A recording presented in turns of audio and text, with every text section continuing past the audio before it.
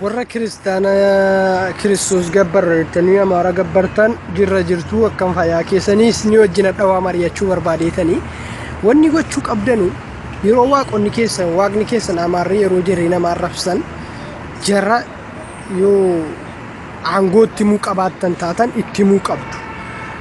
Waaqonni keessan Amaarri guutuun jira yeroo jarri gaallaa jedhee nama arrabsu.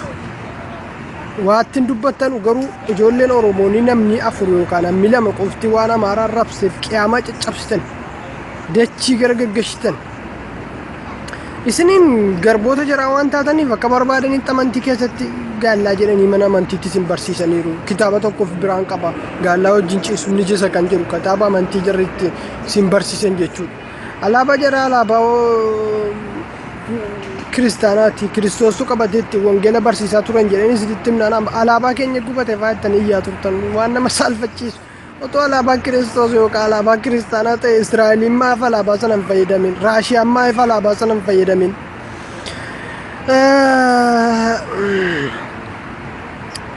Afaan keessan afaan seexaanaa jedhaniiru. Waan Tasfaayee Gabraab jedhe tokko ni yaadadhe. Amboo keessatti baga ayyaana cuuphaa geessanii jedhamee barreeffameera afaan Oromootiin jedhe. Amaarri taabota fidanii waaqonni keessan jechuudha.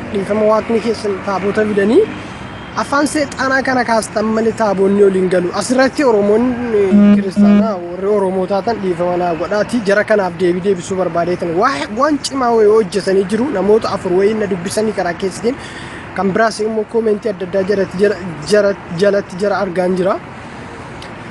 Baga ayyaana cuuphaatiin geessan isa jedhee kana kaastan malee jennaan afaan Oromootiin afaan seexaanaa waan waaqni keessan jedhaniif achiin kaasanii taabonni ol galee ajaja waaqaatiin buluun dirqama.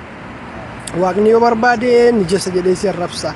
Kan durii otoo hafuu Baardaar keessatti dorgommii waggaa darbee keessatti akkuma dhagee miidiyaa adda addaa dhagaa turtan gaallaa jedhee guutuun Amaaraa uummata keenya arrabsaa ture dorgomtoota keenya dhagaadhaan reebaa ture. Yeroo samaaf kun jedhama barri kun bara waliin jireenyaati bara tokkummaati namni jedhan jiru. Garuu jarri isin biratti akka waaqaatti waaqa bakka jaruma gabbartu alaabaa jara alaabaa kiristaanaa jettu. Biyya faa maqaa biyyaa Itoophiyaa jechuun dur jirti. Itoophiyaan harkasii ol bal'ifte.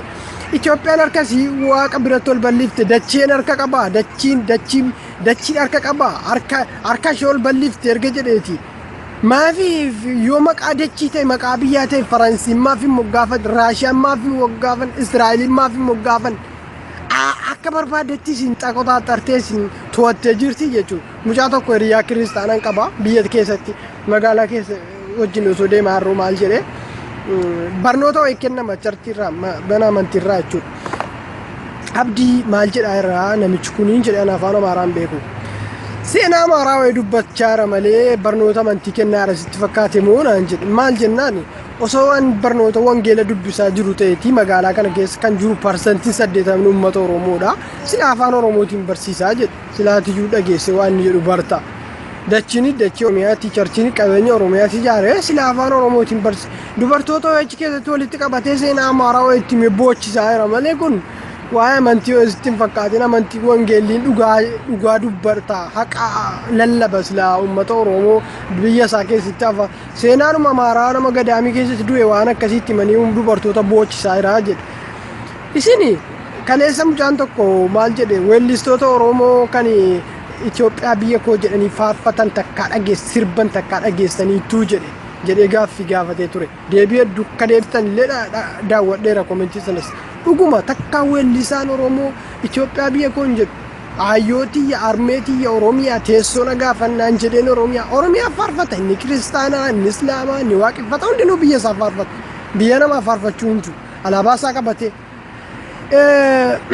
Isini har'a Amaaraa wajjin akka wal qixxummaa wayiitti jiraachaa jirtan wayiitti dubbattu al tokko waan isin saalfachiisu garba taatanii jira wajjin wal qixxaatan osoo isin kaatanii biyyi koo Oromiyaadha ani Oromoodhatu jettanii gaallaa jedhanii isin arrasu. Malee isin wajjin akka waan afaan keessan kabajanii eenyummaa keessan kabajanii mana amantii keessattis afaan keessan isin barsiisanii uummata kabajamaa godhanii isin kabajanii jiran wayiitti faa nuti tokko taanee jiraachaa jirra. Isaas hin beekne uummata biyya biraatti maasa kana. nuuni isin beekna sirriitti waan isin taatan akkatti jiraachaa jirtan eenyummaa keessa dhoksitanii afaan keessa saalfattanii of ciigaatanii of jibbitanii jara fakkaatanii tokko taatanii yoo namni Oromoodhaa isin gaafate iyyuu eeyyeen jettan haay of dhoksitanii waaqni keessan akka barbaachisin arrabsee maqaa barbaadesin jedhee nuuniin garuu jechuu hin danda'u. Maqaa kanaani waa'ee kanaatiin nuun jechuu hin danda'u. Tisin callif alaabaa keenya gubbata alaabaa obbo Rabbi. Kanaaf waaqota keessan dandeessan itti himuu. Yeroo jarri nu arrabsuu mirga qaban akka barbaadanitti guutuun jira yeroo jarri nu arrabsuu. Waaqa akka barbaade waan jedhamu garuu Oromoonni namni sadii yookaan amma afur arrabsinaan baay'ee tokko kiristaanonni keessatti pirootestaantonni dhiifama naaf godhati warri dhugaan Oromummaa keessan beektanii waaqa keessan gabbaraartan dhiifama naaf godha jara kanaaf deebii guddaadha.